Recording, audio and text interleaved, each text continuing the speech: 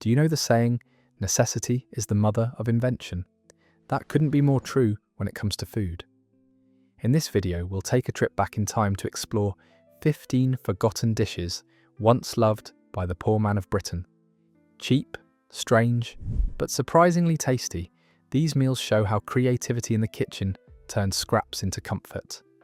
From humble pies to hearty puddings, to meals born from rationing, let's dive right into the list. Bubble and Squeak is one of the most classic poor man's dishes in Britain, born from the simple idea of never wasting food. Traditionally, it was made on Mondays with the leftover vegetables from a Sunday roast. Potatoes were the main ingredient since they were cheap, filling and easy to grow, and they were mixed with bits of cabbage, carrots, or other vegetables. Everything was mashed or chopped together, and then fried in a pan until it turned golden brown, producing that sizzling bubble and squeak sound that gave the dish its quirky name. For working class families, bubble and squeak was a lifesaver. It took scraps that might otherwise go to waste and turned them into a hearty, warming meal. Sometimes a little meat drippings or bacon fat was added for flavour, but most of the time it was completely vegetarian. Over the years, it became a symbol of thrift and creativity, proving that delicious food doesn't have to be expensive. If you've ever heard the old nursery rhyme, peas pudding hot, peas pudding cold, then you already know just how deep this dish runs in British history. Peas pudding, sometimes called peas porridge, was a staple of the working classes, especially in northern England. It was made from dried split yellow peas, simmered slowly with water and salt until they softened into a thick, comforting paste. Families with little money could prepare huge pots of it that lasted for days, reheated again and again, making it both economical and filling. What made peas pudding so valuable for poorer households was its versatility. It could be eaten on its own, spread on bread, or served alongside cheaper cuts of meat like boiled bacon or ham hock. Nutritionally, it provided much-needed protein at a time when meat was considered a luxury. Its simple ingredients also meant it was easy to cook in bulk over an open fire or kitchen range.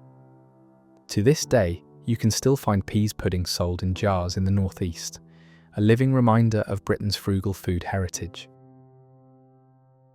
When meat was scarce or too costly for everyday meals, working-class families stretched every scrap they had, and beef hash was one of the smartest ways to do it. Unlike a full roast or stew, which required a significant portion of meat, hash was all about using the leftovers.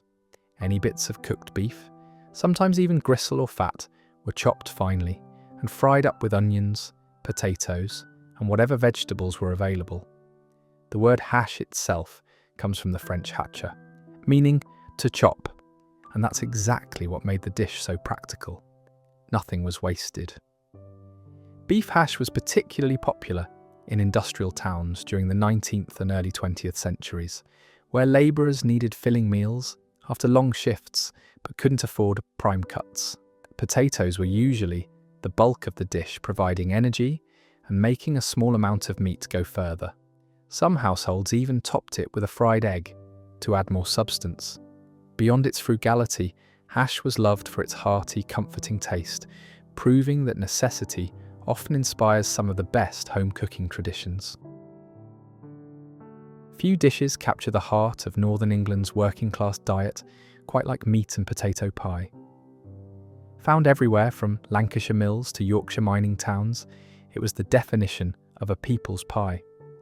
Families would take cheap cuts of beef, often skirt steak, shin, or even trimmings, and cook them slowly with onions, carrots, and plenty of potatoes. Once tender, the filling was sealed in a short crust or sweat pastry, creating a meal that was both affordable and filling enough to feed hungry households. This pie was never about fancy presentation, it was about practicality. Potatoes bulked out the meat, turning what little protein a family could afford into a hearty dish that could stretch across multiple portions. During colder months, it became a comforting staple, served with simple sides like mushy peas or pickled red cabbage. For miners and factory workers, meat and potato pie was a taste of home after long, grueling days. Today, it's still celebrated across the north as a traditional pub classic, holding on to its roots as one of Britain's most beloved working-class comfort foods. Some dishes were invented out of pure resourcefulness, and toad in the hole is a perfect example. Dating back to at least the 18th century, it was a clever way for poorer families to make a few sausages, or even scraps of leftover meat, feed the whole household. The trick was simple. Place the meat in a baking dish and cover it with Yorkshire pudding batter made from flour, eggs and milk. When baked, the batter puffed up around the sausages, creating a filling golden brown dish that looked and tasted far richer than its humble ingredients suggested. The quirky name has nothing to do with amphibians. Some say it came from the sausages poking through the batter like toads peeking out of holes, while others think it was just playful slang. For working-class households, this dish was cheap, easy, and guaranteed to satisfy hungry stomachs without requiring prime cuts of meat. Even today, toad in the hole is a comfort food favourite across Britain, often served with onion gravy and vegetables, keeping alive its legacy as one of the great thrifty classics. If you wanted proof that nothing went to waste in traditional British cooking, look no further than faggots. This dish, originating in the Midlands and South Wales, was the epitome of thrift.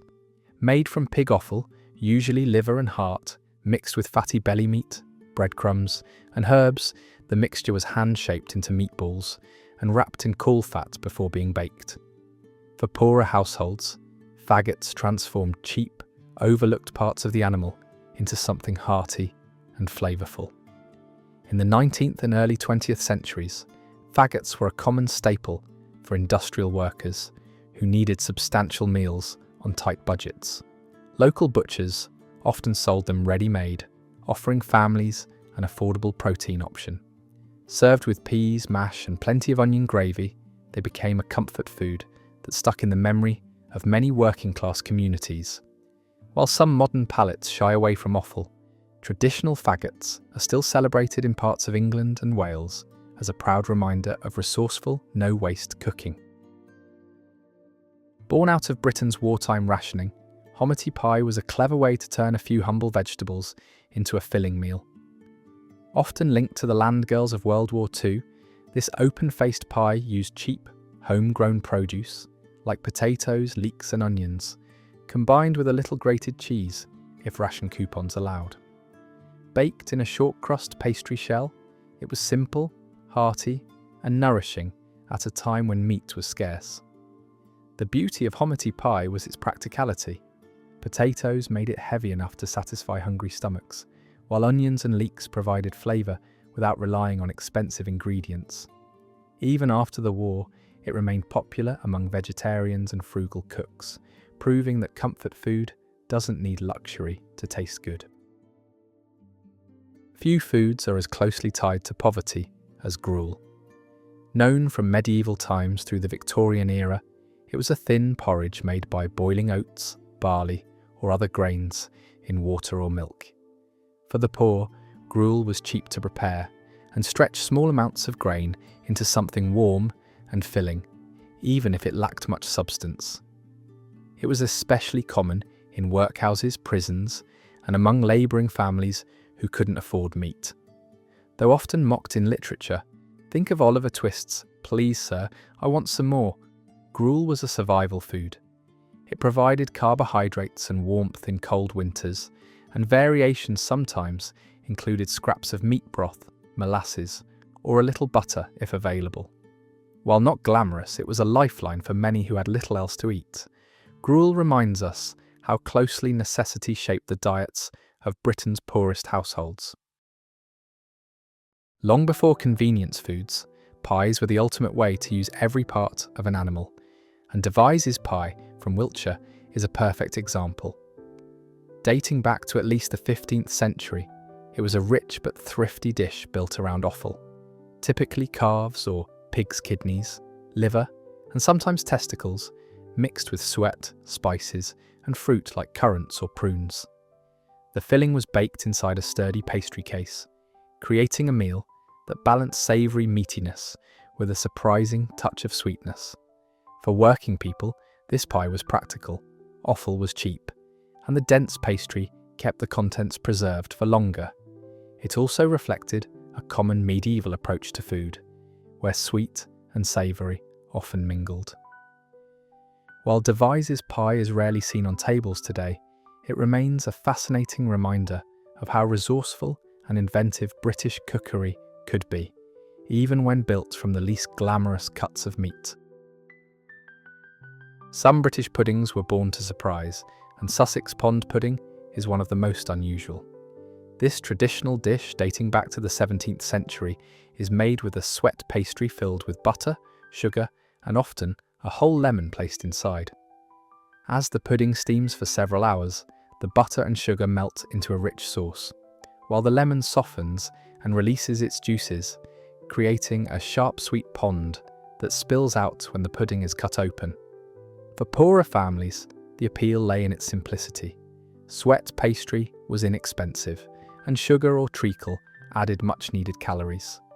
The lemon, though once a luxury, stretched flavour through the entire dish, transforming basic ingredients into something indulgent. Few dishes show British thrift better than bread and butter pudding. It was the go-to dessert for households who couldn't afford to waste a crumb, turning stale bread into something warm, sweet, and comforting. Slices of buttered bread were layered in a dish sprinkled with dried fruit like currants or raisins and soaked in a mixture of milk, eggs, and sugar. Once baked, the custard set around the bread, creating a creamy, golden pudding with a crisp top. For poorer families, this dish was a clever way to stretch cheap, everyday staples into a treat that felt special. It could be adapted depending on what was available, sometimes using jam, marmalade, or even scraps of cake. Today, it's still a beloved classic, often flavoured with nutmeg, cinnamon, or vanilla for extra comfort. Despite its name, Welsh Rabbit contains no rabbit at all. It's a dish of melted cheese sauce served over toasted bread. The recipe dates back to the 18th century, when meat was often out of reach for poorer Welsh families. Instead of rabbit, cheese became the star ingredient, mixed with ale, mustard, or spices to create a rich sauce that turned humble bread into a hearty meal. Some suggest the name rabbit was originally a joke, poking fun at the idea that cheese was the only meat many families could afford. For working-class households, it was both affordable and satisfying. Bread was cheap and filling, while cheese, though rationed at times, offered protein and flavour in small amounts. The dish's simplicity and adaptability gave it staying power, and today it remains a comforting staple in British pubs and kitchens alike. Black pudding is one of Britain's oldest and most resourceful foods, dating back to at least the Middle Ages. It's a type of blood sausage made by combining animal blood, usually pigs, with fat, oats or barley, then boiling it until firm. For poorer families, it was a way to ensure that nothing from a slaughtered animal went to waste. Cheap, calorie-dense and protein-rich, black pudding was especially popular in farming and industrial communities, where heavy labour demanded hearty meals. In regions like Lancashire and Bury, black pudding became a staple of the working-class breakfast, often fried and served with bread or potatoes. Beyond its practicality, it developed into a regional delicacy, earning protected status in some areas. While some modern diners shy away from the idea of blood sausage, it remains a proud part of Britain's culinary heritage. From the coalfields of Northumberland comes pan Haggerty, a dish that proves just how comforting a few simple ingredients can be. Traditionally made by layering thin slices of potato with onions and a little grated cheese, it was cooked slowly in a pan until the potatoes were tender and the top crisped to a golden crust. For mining families, it was cheap, filling, and could be made with whatever scraps were available, often without any meat at all. Its beauty lay in its thrift. Potatoes provided the bulk, onions added flavour, and cheese, when affordable, gave richness. In some homes, drippings from bacon or lard were added for extra substance. Served hot straight from the pan, pan Haggerty was a warming dish that stretched ingredients as far as possible while feeding hungry households. Today, it survives as a traditional Northumbrian recipe, celebrated for its rustic simplicity and timeless comfort. Lancashire Hotpot is one of the most iconic working-class dishes of northern England, dating back to the 18th century. Traditionally, it was a slow-cooked stew made with mutton or lamb, onions, and root vegetables, all topped with overlapping slices of potato that crisped as the dish baked. For mill workers and families in Lancashire's industrial towns, it was the perfect meal, inexpensive, hearty, and easy to leave cooking while long shifts were worked. The genius of Hotpot lies in its practicality. Cheaper cuts of lamb became tender through slow cooking, potatoes stretched the meal further, and the one-pot method meant little waste or washing up. It was nourishing, filling, and adaptable to whatever ingredients were on hand. Today, Lancashire Hotpot is still a pub favourite and a beloved family recipe, standing as a proud symbol of northern thrift, comfort, and culinary tradition. And that wraps up our journey through Britain's forgotten poor man's dishes. From hearty hot pots to sweet puddings, these meals proved that creativity could turn the simplest ingredients into lasting traditions. If any of these classics remind you of home, drop your memories in the comments below. Don't forget to subscribe for more culinary history, and keep your spoons ready for the next trip back in time.